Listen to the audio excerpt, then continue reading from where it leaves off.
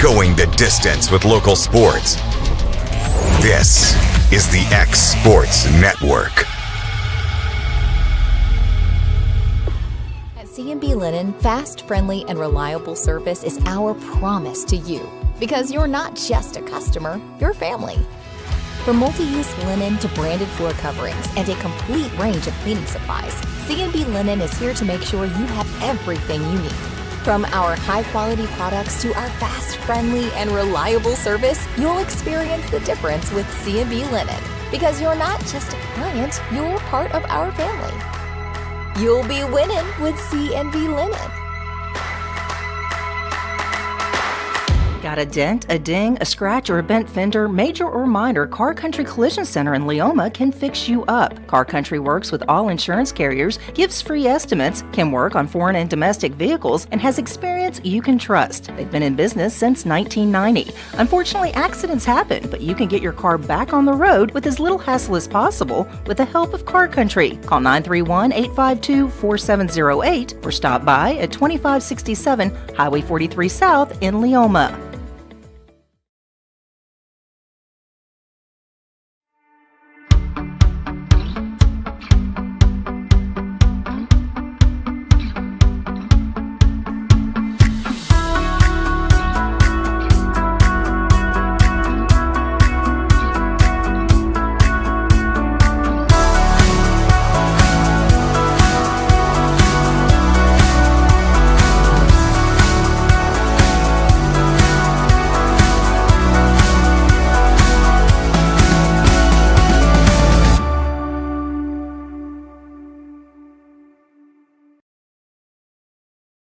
Hey everyone, this is Landon Saunders. And this is Nate Patterson with Cloud9 Fiber. We're excited to finally be able to offer Lawrenceburg our blazing fast, reliable, and affordable fiber internet services. If you're looking for a more reliable and more affordable provider, we at Cloud9 Fiber have you covered. Plans start at $50 a month, and we can offer up to a gigabit to your home or business. We are excited to be able to offer your first month of service entirely free. We encourage you to sign up on cloud9fiber.com or by calling 931-201-9098 so we can help you make the switch today. Going the distance with local sports. This is the X Sports Network. Welcome everybody here to X Sports today on this lovely Monday afternoon. AJ Good with Bryant, Gobble, and Michael Marks. And guys, another busy weekend in the world of football, high school football, somewhat wrapping up. We've only got one team left of Richland's alive. Unfortunately, Mount Pleasant, Lawrence County season came to an end. This is, man, you're breaking out the old school. Well, we don't have any new school basketball yet with our new scoreboards. How long ago was this? But I do think this game's from 2 seasons ago. I was about or 3 to say, seasons ago. Yeah, he's at Giles County. Yeah. Okay, so this one might be a little old. I think this one is from last season. I would say. That is from last season. I was like, huh.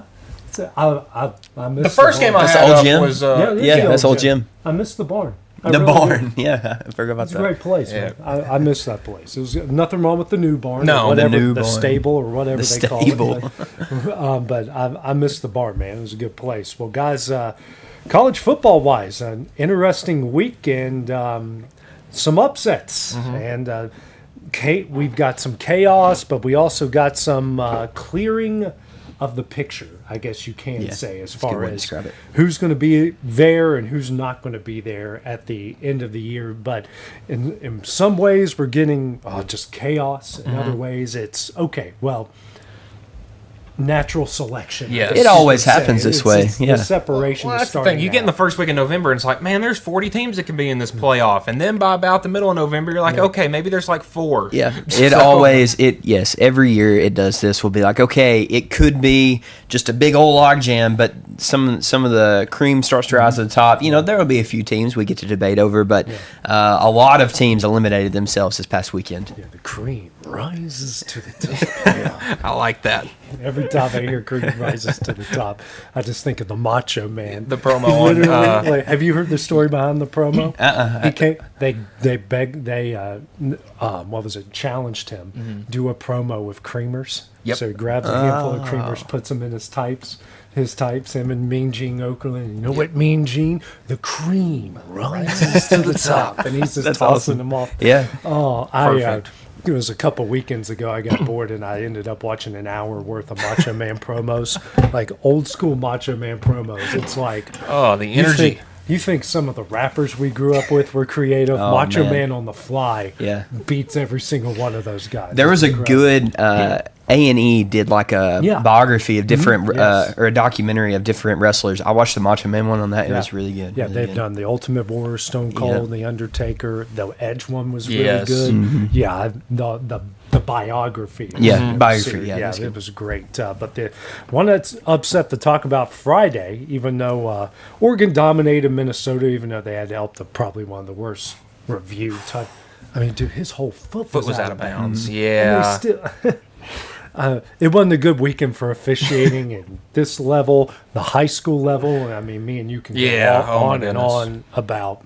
I've gotten so many phone calls and text messages from heads of officiating at the high school level who watched that game, or people urged them to watch that game, and were just appalled.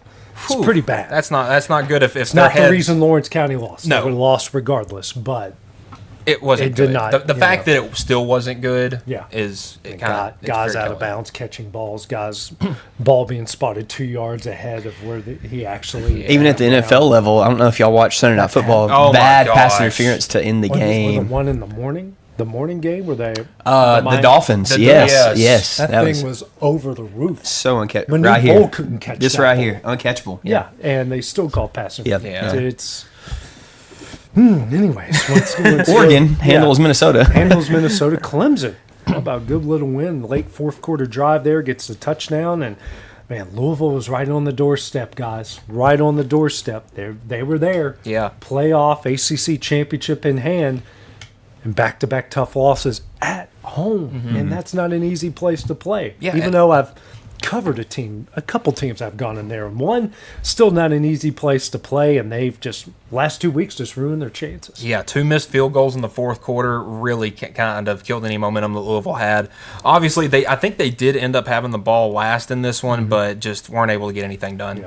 Yeah, I feel like Jeff Brom. This is on par for his teams. He'll have a big win, a big upset, but at the end of the season, he can't just all put it all together. Yeah. And, I mean, Clemson's no slouch. Like, Clemson as a preseason, I don't know, top 10, 15 team. Right. You know, NFL players are probably on both sides of the ball. So, Clemson's no slouch, and we said it last week, you know. Clemson isn't going to blow over, but yeah, Louisville just couldn't take care of business and handle their food. It was a close game, 2019, right? Yeah. It came down to the end, but I think you're right, Brian. He did the same at Purdue. They could beat anybody, but they can also lose. And I was just about to take that a step further. Is that one season at Purdue, he got those big wins, signed a contract extension, just like he did this year, and then loses the first game. Yeah. Just kind of weird how it goes. Tennessee took care of business. Kind of slow when I saw 21-3 at halftime. Yeah. I didn't watch any of the game. I was there. It was it was kind of slow. I was there watching the game, and there were some big plays, but at the same time, he also had like multiple 3-and-outs on offense. I'm like, what is going on? And then New Mexico State threw the ball all over Tennessee.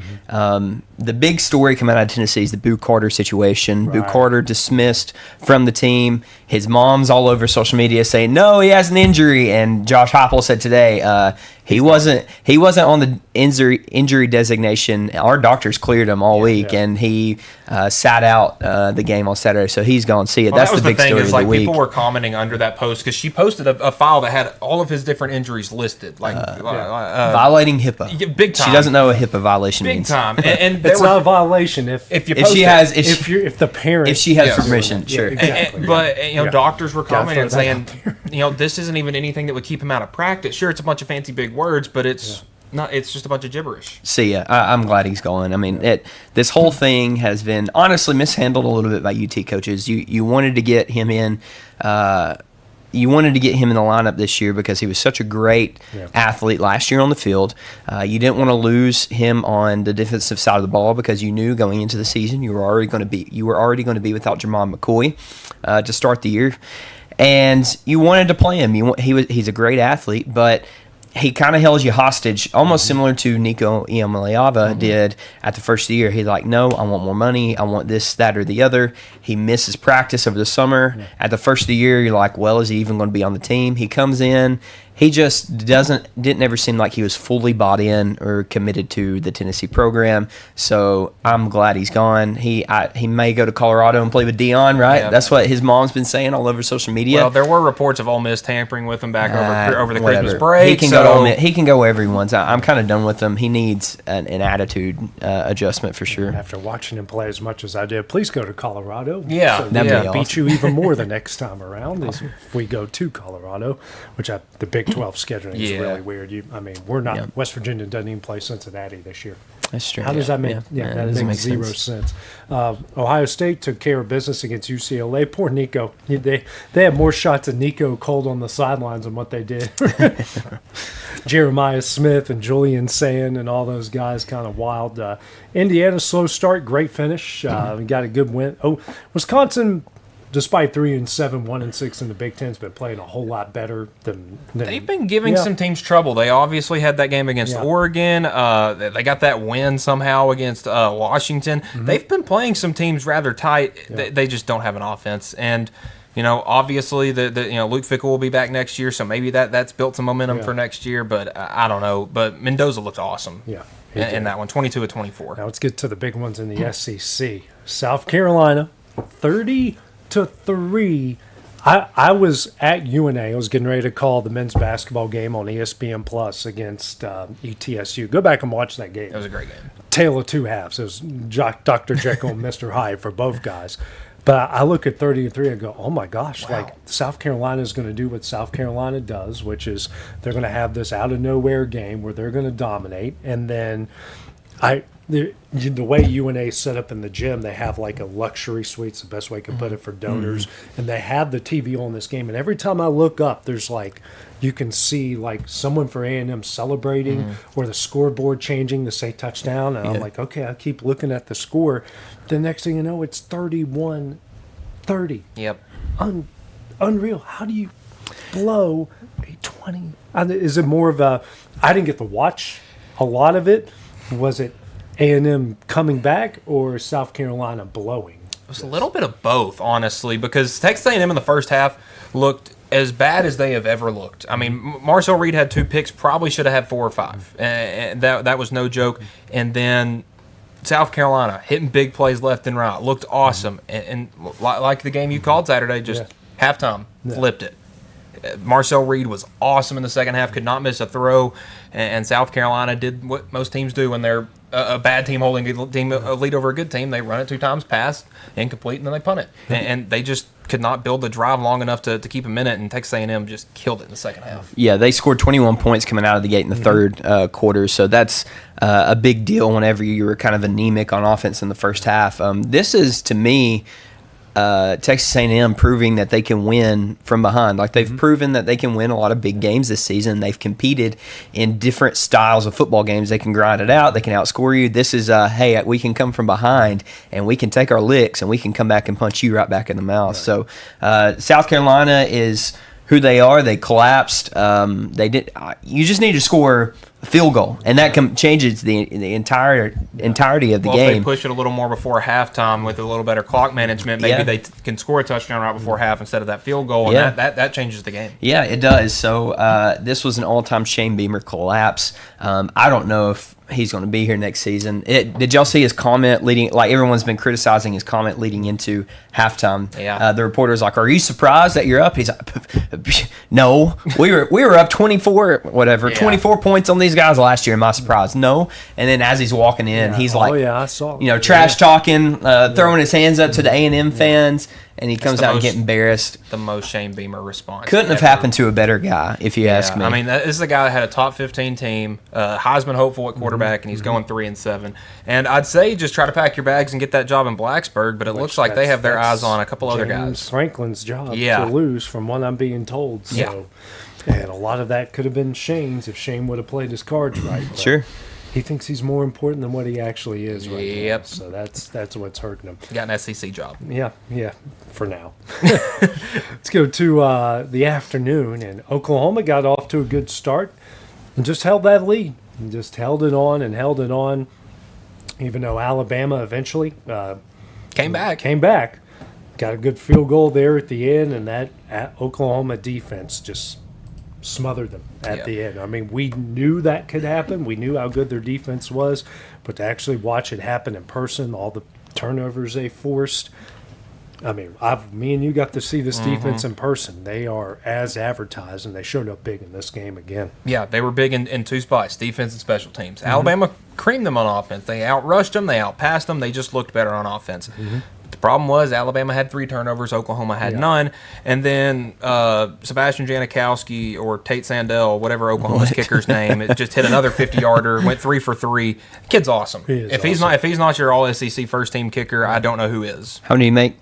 4? 3. 3? Yeah, 3 good ones.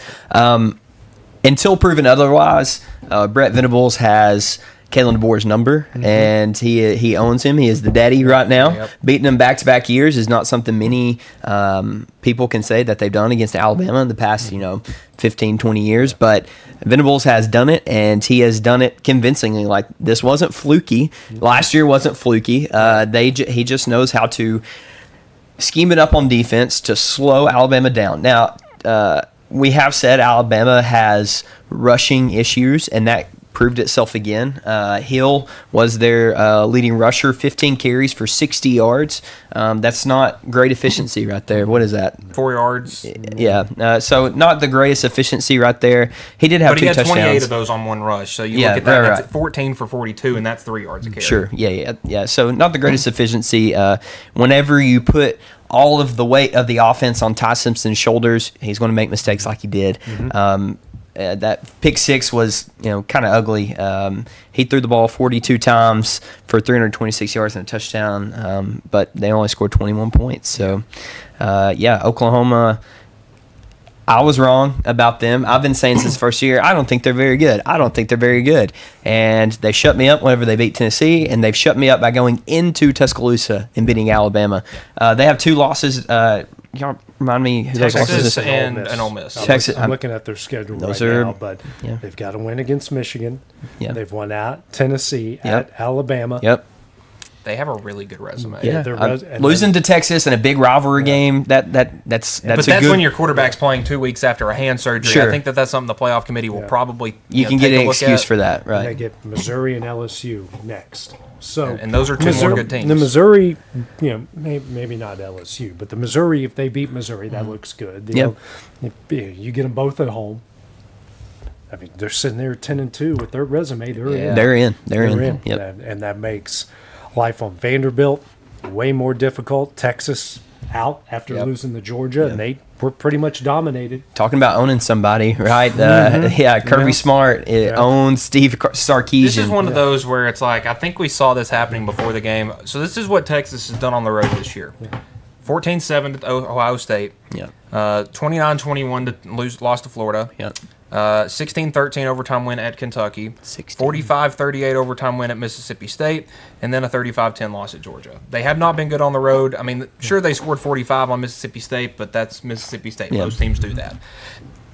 They're one good, I guess you could say 2. They had that win against Oklahoma looked good, and that win against Vandy looked good. But other than that, Texas has been mostly bad this year. Yeah, they have been. I was hoping for Arch that he would look a little better. It seemed like he was improving, but hard to go into Athens against Georgia, and they're increasingly improving team, and to get a win, they didn't really have a chance from the start of the game. Georgia controlled it. Guys, when you look at the SEC standings right now, A&M's got Samford. That's a win, and then they got Texas next. I think I don't know if they've already clinched a spot. I would imagine so. Yes. Even if they do take an L to Texas, more than likely they'll probably. I don't know how the tiebreakers work in the SEC, but Georgia, they've got Charlotte and Georgia Tech, so they're. I would say Georgia's done with conference They're done, play. so they're 7-1. So I would imagine they're there. However, Alabama, we've got Eastern Illinois and Auburn. They do have the head-to-head. And I think Ole Miss is on the outside looking in because they lost to Georgia. They don't play Alabama, even though they might have the better record because they've got a week off and Mississippi State left. I think that loss might have just knocked Bama out. Okay, so Texas A&M reaches the SEC championship if If they beat Texas, or if Auburn beats Alabama, Mississippi State beats Ole Miss. I feel like I think Are you talking about the SEC championship or the playoff? yes, Okay, SEC, yeah. SEC championship. I still think they're in the playoff. Yeah, do you? Yeah. I do too. I don't know if this is exactly updated. It says it's from 9:30 yesterday morning. So A&M's in if they win, pretty much. Alabama needs to beat Auburn and Texas to beat Texas A&M, or Mississippi State to beat Ole Miss. So Alabama would need some help. Georgia needs Alabama to beat Auburn, or Texas beats Texas A&M. I don't know exactly. These feel strange, so I'm not exactly. Georgia's one loss is to Alabama. Alabama. Yes. So maybe they do need Auburn to beat Alabama. So yeah, Alabama should have the tiebreaker over Georgia if it's a head-to-head tiebreaker. Because they would be. Yeah, so I would say so. If they beat Auburn, they'll be 7-1, and Georgia 7-1, and you would think head-to-head would matter right there. Yeah, I think that is the first tiebreaker, is the head-to-head. Head-to-head, and I don't know if like overall record means anything. Like I don't know if they go the high school football route. Yeah, Ole Miss's one loss is to Georgia. Well, that is kind of convoluted. Yeah. Wow. A little bit. Yeah. A&M's in, right? Pretty much no matter what happens. If they lose to Texas, I think they've got it. But all these other guys, Georgia, Ole Miss, and Alabama, have all beaten each other. Yeah. That is complicated. But if, Georgia loses to Georgia Tech at Georgia Tech, which could happen. Very well could happen. Yeah. As we found out the other day, Saturday, you can't kill Georgia Tech no matter how bad you get them down. You can't kill those guys with a good come from behind win. And there's just something about, they scored 19 points in the fourth quarter. There's just something about this team that I think they're just more comfortable playing from behind. And it's weird to say that because they're a team that likes to run the ball, but it feels that way. They feel like they play better from behind. I think they're a team that gets better as they go on in games. But listen, I think Boston College showed you a lot, because I think they played about as close to perfect as they could, and they showed that they're just on the outside looking in. Yeah. But good comeback win for Georgia Tech. Haynes King almost 500 yards again. I mean, he 371 through the air. He spun the pill against Boston College. I looked down. I was in Knoxville walking around kneeling, looking at the homecoming festivities. I looked down and Georgia Tech was down 2 scores, I think, in the fourth, and they came back to win. That impresses me a lot. Georgia Tech has just been impressed me all year. They're a good team. Haynes King's last 3 games passing 304, 408, 371. So maybe they've got it figured out through the air. Yeah, but that defense is struggling. It's struggling. Ole Miss, speaking of struggling, down at halftime to Florida. Shut out the Gators in the second half. Give them credit. I don't know. There's something about them at home. Yeah. They're better on the road than what they are at home. They just can't. I don't know what it is. They just get relaxed, or the accommodations are too easy for them at home, where they stay overnight. Because it could be. It could be a lot of things. But Notre Dame might have had the most impressive win, going into a red-hot Pittsburgh and shutting the door right from the get-go. And that Pitt was never in that game. That was one of those wins where before you're like, okay, Notre Dame, it's your last chance, and then afterwards you're like, oh, Pitt's not any good. Yeah. And they beat them that bad. They got Syracuse and Stanford left. So we're looking at 10-2 Notre Dame. Speaking of impressive, Utah just dominates Baylor right off the get-go. 380 yards on the ground for Utah. Yeah, big Virginia started off great. Good dominating win at Duke to kind of separate themselves there. Arizona upsetting Cincinnati, and then South Florida losing at Navy. So, guys, I don't know if you've seen the latest. I know the playoff rankings come out tomorrow, but you know who the highest rated Group of 5 team is right now? James Madison. James Madison. The Dukes. Wow. So the Sun Belt might be the ones who get the nod. They might be, because right now JMU's one loss is at Louisville. I believe it was on a Friday night. Funny enough, it's not looking. It was looking good at one point. It was a 28-14 loss on the road to an ACC team, and JMU didn't have their quarterback yet. That's true. So that's true. They've looked really good this year. A couple of come from behind wins. USC. If you ever thought that in a rainy, bad weather game, that's back-to-back bad weather games, like perfect for Iowa. Yeah. Like you couldn't set this up on a tee better for Iowa. Nope. This was an Iowa football and they game. lose them both late. I mean, USC this season it's happened to them twice. They've had another team's quarterback have a passing, rushing, and receiving touchdown. So I mean, but then again, that was all of Iowa's touchdowns. Yeah. They didn't score in the second half. Yeah. Props to USC. Their run game has been really good with King Miller, that freshman walk-on. He has been awesome. Yeah. They're still there, quietly, just kind of lurking, right? Big one this weekend. Yeah, right. Going back to Oregon. Well, I say going back. Game day's going back to Oregon. Yeah. Big game, USC in Eugene. So that'll be the real test, right? That'll be, okay, Yeah. how for real are you? And boy, Michigan I mean, you tried to lose a football game on Saturday. I've always said that Northwestern always sucks at Wrigley Field. Didn't They suck look- in this yeah, game. Well, they did. I don't know if they didn't suck. I think Michigan may have just played that Well, much they worse. lost the running back. Yeah. Which, And basically lost their whole offense. I would say that was most of their offense. Losing Komolafe, it does hurt, but 3 fumbles, 2 interceptions forced. I mean, Michigan was trying to hand them that game, and Northwestern just couldn't pick up a first down there at the end because they had the ball twice. Once off a Michigan interception, 3 and out. Once off a Michigan fumble, and then 3 and out. Michigan is able to get that big pass play, get down the field, and actually hit a field goal. Yeah. What's the Big Ten standings look like I right was now? just looking at that. So it's Indiana, Ohio State. And Indiana has left Purdue. They got a week off in Purdue, so they're going to be there. Ohio State. Shoot. They still got They Michigan, have a right? bye week, and No, they got Rutgers. Rutgers and then That's a Michigan. bye week. Rutgers and then Michigan. Home versus Rutgers and at Michigan. So Listen, it's still lining up. If Yeah. Michigan beats Ohio State, they'll get They'll- that last they'll- spot in they'll the be playoff there or in the championship they'll game. be there against Indiana. But the winner of USC Oregon kind of there's some separation there. So it's Michigan, Oregon, USC, Ohio State, Indiana, all fighting for those 2 spots. Indiana's pretty much there having to play Purdue. The Americans really weird, guys. We got 4 teams with 1 loss. Navy is still alive thanks to that win against Yep. South Florida. Just when we thought South Florida and Memphis were shoe-ins for the conference championship game. They both have 3 losses now. Well, then South Florida's got 2 in the conference. Oh, Memphis yeah. has 3 in the conference. Yes. Now it's East Carolina, North Texas, Tulane, and Navy. East Carolina out of nowhere. I know. Good grief. Well, they had that early season game against NC State where they had a chance to win. I Yeah. think that if they win that game, you probably look at them a little differently. But obviously, they started the season with that loss, and you kind of just forget about them. They got crushed at home by BYU, lost at Tulane by 7, then have won 4 straight against Tulsa, Temple, Charlotte, and Memphis. Have UTSA and FAU left. Listen, So they don't have it. That's not a terrible. I get they're not going to be in the playoff, but that's not a terrible resume. Navy has Memphis and Army left. Both of those are league games. Yep. Actually, Army's not. They're in a the- league game. Army No, said Army's in their they league. Army's They're just- in their It's league. just not a conference game. Yeah. And it's actually the game is after the conference yep. championship game, which is really Weird. really weird. We've got 4 teams with 1 loss in the ACC: Georgia Tech, Virginia, Pitt, and SMU. Pitt's got Georgia Tech next, so as Narduzzi said, we can beat 100, get beat 110, and they still kinda got, did. and they've got Georgia Tech and Miami left, so they can still kind of pad some things there. Virginia's got Duke. No, they got Virginia Tech left, and that's normally so they got a week off, and Virginia Tech left. More than likely a winnable game. More than likely puts them in. Georgia Tech's got Pitt and Georgia.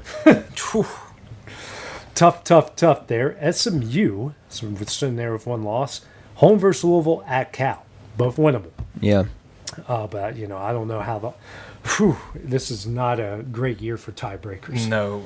It's hard. It's That hard is- to figure out any. It of is. I would this say, right let me now. pull these up. These were on You game day. have They're 4 not- teams they're not sitting as at great. 1 loss in the ACC, 6-1, 6-1, 5-1, 5-1. That's Georgia Tech, Virginia, Pitt, and SMU. Yeah. When you go to the Big 12, Texas Tech has got a week off, I think, before they go to West Virginia. Yes. They got a week off before they go to WVU. They're sitting there at 10-1 overall, just 1 loss in the league. BYU's at Cincinnati, then home versus UCF. Certainly winnable games. Sitting there in the Big 12, and then those are the 2 one-loss teams, or 1 loss and 1 loss overall. Then you got Utah, who's on fire, right behind them, looking really good.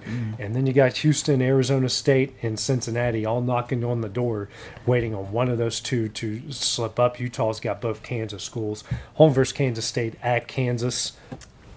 still that league is wild. Yeah. A lot can still happen there. I think at this point it's pretty much going to be Texas Tech, BYU, barring a BYU having 2 losses. Yeah. Because BYU's 1 loss is to Texas Tech. If they lose again this weekend to Cincinnati, then Cincinnati would, I guess, technically have the tiebreaker over them.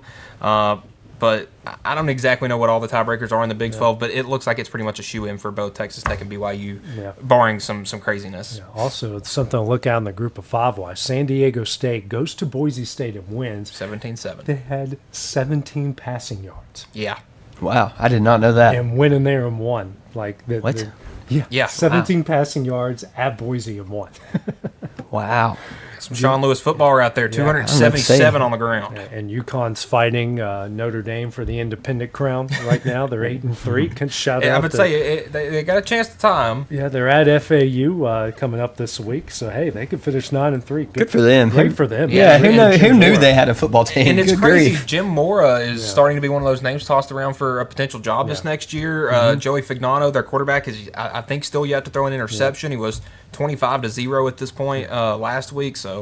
Let me check see if he threw one this week. With all the speaking to your coaching comment, with all the vacancies, I would be surprised if he didn't get a couple of phone calls to go somewhere with. I mean, just going to be a big carousel as it always is. When you look at, I mean, they haven't beaten like a serious Power 5, but Ball State, Buffalo, FIU, at Boston College. Losing the Rice at home was not good. Yeah. And they had a close loss to Syracuse before. Syracuse lost in Jelly, so they're a fringe team, but they're and lost to a much improved Delaware team. By this, their total they've lost their 3 losses 7-3-3. Yeah, that's pretty good. Yeah, you win 8 bad. games, and your 3 losses are by combined 13 points. Yeah, at UConn. That's good. Some of their wins have been close. 6-3-41. That wasn't okay. 15, 19, 3, and 10. So I don't know, man. You don't want to play him in a close game. And it's only fitting that the first interception he throws of the year is against the Air Force, really locking down the skies. And man, when you look at all these outside, like the Sun Belt is the only one that doesn't have any drama in who's going to play. And it's James Madison, Southern Miss, SEC has it. Mountain West has plenty. They've got Mountain West is 1, 2, 3, 4 teams. With 2 no, losses. 5 teams with 2 losses. Yeah, and Hawaii and UNLV play this weekend, so that'll be a pretty impactful one. The MAC has got Western Michigan at the top, then 5 teams behind them with 2 losses. Yep. Conference USA, Jacksonville State undefeated at the top, 3 teams with 1 loss. Conference USA, that was a Kennesaw State versus JSU. That was a great That was a game. good game this past fun. weekend. Yes. There was kind of a Hail Mary right there at the end of the first half, right? Yeah. That was a good game. Western Kentucky's kind of fighting their way. They just dominated MTSU, who's 0-6, and Derek Mason's firing his entire staff. Yeah, It's most crazy. scenarios, I'm like, hey guys, you could have just fired a coordinator and saved your coach. This is one of those where I think the coach is the one that needed to go. Yeah. Yeah, I'm with you guys. Well, coming up next, we're going to take a look at the NFL slate and what happened this past week and preview Monday Night Football when we return. Going the distance with local sports. This is the X Sports Network. Make your property rock and roll with services from GNS Excavating, specializing in white sand, compost, mulch, topsoil, landscape gravel, and steel landscape edging. Turn to the pros who know how to make your project shine with years of experience. The best part is they're locally owned and operated. Choose from a vast selection of mulch and rock from their conveniently located facility at number 3 Valley Road in Lawrenceburg, just off Buffalo Road. Phone 931-279-3841 and get started. Hey, this is Phil Hooper. Get the look you want for your favorite school, church, or business with apparel from HD Ink Screen Printing in Leoma, Tennessee. Got a logo you need embroidered or screen printed? Let HD Ink give you the professional look that sets the bar in today's world. We do fundraisers and custom designed apparel and so much more. Call today, 931-201-2961, or come see us at our new shop located at 26 Ingram Road in Leoma. Remember, HD Ink for the look you want and the look you deserve. A Moment in Real Estate with my dad, Jeff Hood. You know, I get asked a lot about what the market's going to do. How's the real estate market? I've been selling real estate for a long time, and nobody has a crystal ball. And you know what? When it's your time to buy or your time to sell, it really doesn't matter what the market's doing. It's your time, and you have to do something maybe. What makes a difference is the agents and the experience that go to work for you. We're Keller Williams Hood Company, located here in Lawrenceburg, Tennessee. We can help. Hood Company, powered by Keller Williams, the #1 name in real estate. There's a reason owners Tyler and Cindy McDowell chose the name In Service for their towing business. They did because it's their goal to be in service for you on the day that you need them the most. In-service towing is now known far and wide for their response time because minutes matter when you're broken down, or their 24/7 availability. You can call them anytime for service. Their professional team with years of experience and their fairness, plus their know-how in dealing with the unexpected. But the thing that In-Service is known best for is how they treat their customers, and that's like family. When you need them, call them 931-843-90. Are you looking for the perfect refrigerator? What about a new stove or washer or dryer? It only makes sense to shop at the one place that specializes in appliances, top to bottom, big or small. And that's Kelly Appliance in Lawrenceburg. Kelly Appliance is home to all major name brands, including LG. LG makes life good with a full selection of refrigerators, cooking appliances, dishwashers, microwaves, and more, including appliances made right here in Tennessee. Family owned and family operated. Stop by Kelly Appliance on Jerry Street in Lawrenceburg today.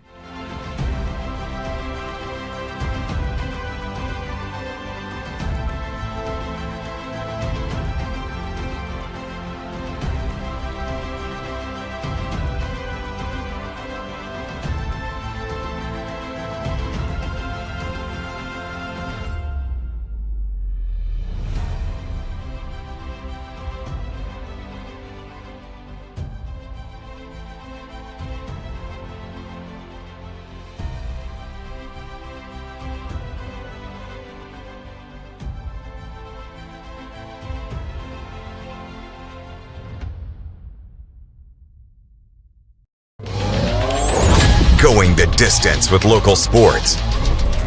This is the X Sports Network. And welcome back to X Sports Today. AJ Good with Bryant, Gobble, and Michael Marks. I'm taking a look at the NFL slate from this past week. And just when you thought the Titans, they were going to do it. They were going to do it. Everyone who bought those $15 tickets. Hey, at least you got to see a good game. Yeah, sort of. Even though it's 3-0 at half. But the second half looked exciting for the most part. Yeah, I mean, it was the Titans, they're getting there. Cam Ward made some good throws. He looked pretty good. It's just they have no run game. I mean, Tony Pollard, Tyjae Spears, neither one of them could get anything going. Ward had the long scramble, and that was the bulk of the rushing right there. Not only they don't have any run game, they also don't have that much of a pass game because all their receivers are hurt. Like Calvin Ridley breaks his leg. It isn't like he was really playing that much this season beforehand. Ayo Manor, however you say his name is, he got hurt, right? I don't know if he ever came back to the game. So they're and DK, their third or fourth round draft pick from this past year, he got hurt as well. It was already a thin receiving group as it is. Tyler Lockett just ran off and signed with another team, and now you really don't have anybody there. They are anemic on offense. Yeah, Titans, their top 3 leading receivers, 2 tight ends, and a running back. Yeah.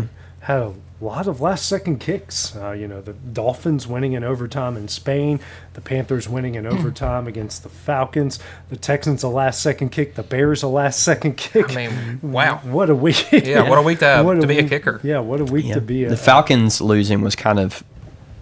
to me, it should be a death sentence for Raheem Morris. Like, they're 3-7 right now, and I don't think you can point to the lack of talent on the field. I think they have a lot of good talent.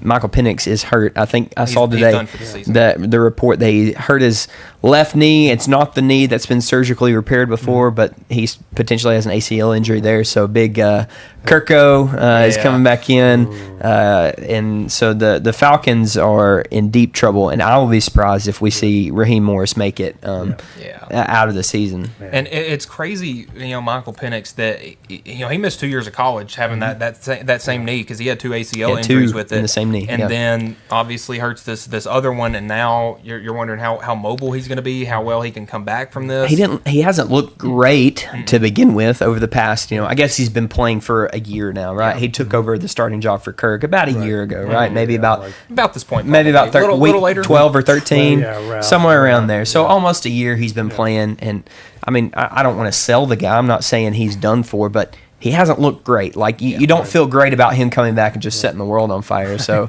so I mean, Falcons fans have a lot to worry about. I know a lot of people around here are big Falcons fans, and it's a little gloomy right now. Who doesn't have anything to worry about? The Broncos. No one knows how to win an ugly game like the Denver Broncos, and that was another. Yeah, I was about to say another last second kick there from Will Lutz. Yeah. They. I mean, Bo Nix numbers pretty decent, but he was very, despite 295 yards, 24-37, pretty off and on. Yeah. In that game, but hey, they're 6-0 at home. They're kind of on the collision course to be the top team in the AFC, and if you got to go through Mile High, chances aren't good. Yeah. They have a good defense. Like that's what Sean Payton hangs his hat on, is good defense. They held Kareem Hunt to 13 carries, 60 yards. Patrick Mahomes passed for 276, but he had one interception that was kind of ugly looking from what I remember. Travis Kelce kind of ate you up. It seemed like they were like, okay, we're going to guard Rashee Rice. Yeah. We'll cover deep with Thornton. You can have Travis Kelce, but that's all really we're going to give to you. That's what seemed like the Broncos defense were letting the short stuff go over the field, but they didn't allow a lot. The Kansas City Chiefs only scored 19 points against the Broncos. And give the Ravens credit, guys. Come from behind win, scoring 14 points there in the 13 points there in the fourth quarter after trailing 16-10. Yep. And looked pretty good there. And we got to see they just keep winning. They do. Ever since Lamar's back, they just find a way to win, and they're slowly, with 7 games left. Yeah, they're going to find their way in the playoffs, and they've just got all the confidence in the world right now. It was an ugly win yesterday. Like, you got to imagine, if Dylan Gabriel stays in, they don't have to go to the Shador. Can the Browns kick another field goal? Can they somehow score another touchdown and make things tighter? Because the Browns looked anemic as soon as they were struggling already, but Shador came in and didn't play well at all. And the Ravens were like, okay, we can. 4 of 16. Yeah, he was bad and had a bad interception. Took and 2 sacks. Yeah, so the Ravens didn't play great. They were lucky that they had a bad week against a bad team. Because they struggled, but hey, you get a win's a win, right? That goes in the win column, and they can still win their division. Are they back to 500 now? Yes, 5-5. 3-2 on the road, which is pretty good. The Packers have to have a come from behind win. Yeah, they were pretty much dominant. Well, it was tied at halftime, but once they got to the second quarter, started making some plays, but had that big drive late in the game. Give them credit.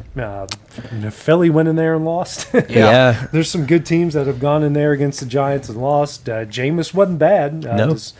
He did have a couple Jameis moments. Yeah, he had that interception that was a Jameis. Yeah, it was very much Jameis. I think differently. I've seen a lot of people argue, and they said it on the broadcast. That's Jalen Hyatt. I love the guy, but he has not been a great receiver. Okay. Yeah. So they were throwing to him, and the commentator is arguing that he's supposed to break towards the pylon where the ball went. Was it a choice route? Or? I was about to say, because it looked like he was running. He was supposed to be running a corner route, like you mentioned, but it looked like he just ran a seam, and then Winston threw it back. He didn't turn his head. He didn't break towards the ball, and it looked like Jameis was expecting him to break towards the pylon, and Hyatt did not break, and it went right to the defender waiting on him. I don't think it would have been a touchdown. I definitely think Hyatt would have been able to get up and get his hands up and at least swat it down or something. Impressively this week, Eagles looked good in the second half, or second quarter and on. Man, that was a tough game for Detroit. Nasty the defense. Eagles defense just So here's the problem with the Eagles playing boring football is the problem with that is they're making the teams they're playing play boring football. I don't want to watch the Lions score 9 points. That's not fun. The week before, the Packers scored 7 points. I mean, the Giants are the only team that's really looked good against this Eagles defense, which is surprising. Yeah. But listen, they figured out that their offense isn't what it was last year because everybody is eyeing in on Saquon, so they have found a way to slow the games down and make it possession by possession and make it a lot of field goal kind of games. They've had some injuries and things that have set the offensive line back from what it was last year. I think they had a couple of guys move around. Lane Johnson, I think that's his name, got hurt last night, one of their tackles. So they're not what they were on the offensive line. You're right. I think the story of the night, we already said it, was the defense. Like, Jared Goff did not look himself. He was throwing just passes that were sailing. They were behind. They weren't on target, and that was because Jalen Carter kept getting to the quarterback, and he kept hitting the quarterback, and Goff looked off. N'Kobe Dean, I felt like they were saying his name every 30 seconds last night on the broadcast. They kept saying his name, so they shut and their only score was Jameson Williams. And that long touchdown. Gosh, that was so. I don't know if y'all watched that. Man, he got the ball, and as soon as he caught him, like, ain't nobody catching him. He's one of those guys that when he caught it over the middle at Alabama, he is so stinking fast. But he's streaky. Yes, he you is. You don't know if you're going to get him 2 catches for 20 yards or he can have 10 for 200. Yeah. You just never know. So that was the only time that the Lions scored was on one explosive play. Other than that, the Eagles held stout. I don't know if it was a group thing on Amon-Ra St. Brown. 12 targets, only 2 catches. They completely eliminated him from this game, and that's a big part. And that's a very big part of Detroit's offense. If they can't get Amon-Ra the ball and they can't run the ball, that offense is completely. I think part of that goes back to what I was saying about Goff. Though he was off. Like some of those some of the plays where he was open, Goff was throwing at the dirt, throwing it behind him, overthrowing it, whatever it may be. That Eagles defense had him seeing ghosts. Yeah, it was not great. Rams, despite the score, that last score came pretty late there. They won by 2, but realistically won by double figures. They looked impressive against the Seahawks. Jags really impressive at home against the Chargers. They started off strong, kept it. Second half was great. Steelers, I mean, everyone's impressive against the Bengals. Let's be real. 49ers looked really good with Brock Purdy back in the lineup. The Niners are now 5-2 away from San Francisco, even though Jacoby Brissett threw 57 times for 452 yards. A lot of that came in the second half. Well, he set an NFL record, most completions in a game with 47. Yeah. And they only scored 22 points. I just find that remarkable. Well, I couldn't watch much of it because wasn't on local TV, but every time I looked down at my phone, the 49ers had the ball. Yeah. Mm-hmm. And when you score 41 times or score 41 points, you weren't getting stopped and the other side wasn't scoring. And you hold a team that almost got 500 yards of offense to only 22 points. Yeah. That's what are the standings right there in the NFC West with the 49ers, the Hawks, and the Rams? That should be kind of crowded, right? 8-2, 7-3, 7-4. Right. That's a good division. 49ers don't get a bye week till 3 weeks. That's insane. And that's they're insane. doing this with like the most injured team in the NFL. Right. But I mean, Brock Purdy came back yesterday though. George Kittle was back. Getting healthier. Ricky Pearsall was also back. He wasn't much of a factor, but helping that receiving core. You're telling me this team's getting a lot better when they're getting their actual NFL players they're improving. back? It's crazy. I mean, they were winning without those guys. Yeah. I mean, Arizona's not great, so they sweep the season series and split with the Rams. Still have a chance to sweep against Seattle. When you look at the rest of their schedule, Panthers on Monday night next week, Browns, Titans, Colts, Bears, Seahawks. Ooh, that last 3 is a rough stretch. But the Colts are it's winnable. The Bears at home, or the Bears at home is winnable. Seattle's they're all winnable. Yes. I mean, they could take these 3 right here off the get-go. Next thing you know, they're sitting at 10-4. Yeah. As good as I'm thinking about Seattle and the Rams game here, as good as the Rams looked, Seattle had a chance to win. You were talking about field goals earlier, and that was a terrible last-second field goal. It was a long field goal as well, but I was wrong about that game. I thought there was going to be points scored, and the Rams defense stepped up. Darnold threw 3 or 4 interceptions. Didn't look great. That is an interesting division. I've enjoyed watching those interdivision games. Now, hey, y'all find it funny. So I think the Bears are one of the unluckiest teams in the NFL last year. They're the luckiest team. You get a Pope from Chicago who's a Bears fan, and the Bears are miraculously 7-3, and 6 of those wins have come in the last minute. They have a -6 point differential, and they're 7-3, the best team in the North right now. Wow. Well, it hurts when you have that 31-point loss to Detroit. So you're telling me God loves the Bears? Is that what you're Or trying at least to the tell me? Pope. Okay. And if you ask people in Chicago, it's about time. Yeah. Buffalo, though, I think had the most impressive win yesterday. Great job against Tampa, who's really tough to play, and you light them up for how they lit him up, and Josh Allen was Josh Allen. Again, though, it's at home. Yeah. At some point, they've got to learn to win on the road if they're going to be a Super Bowl caliber. That was a back and forth game too. It wasn't like they just blew them out. They pulled away and got 2-score lead there in the fourth quarter. But I mean, they were exchanging blows with Baker Mayfield out there. But listen, the Buccaneers have really slowed down, guys. Lost 3 of their last 4. Now I get they have been battling a ton of injuries, and again, Buffalo at home this year, and they're only 2-2 on the road. But man, when it feels like when you get them at home, I think it was other than that Patriots game they lost earlier in the season, man, they just look so much different. Yeah. They're a completely different team, and they showed it on Sunday. But that home field advantage, it's looking like it's the Broncos to lose at this point, because they're not going to really get challenged much out in the West. I mean, they've already handled Kansas City at home.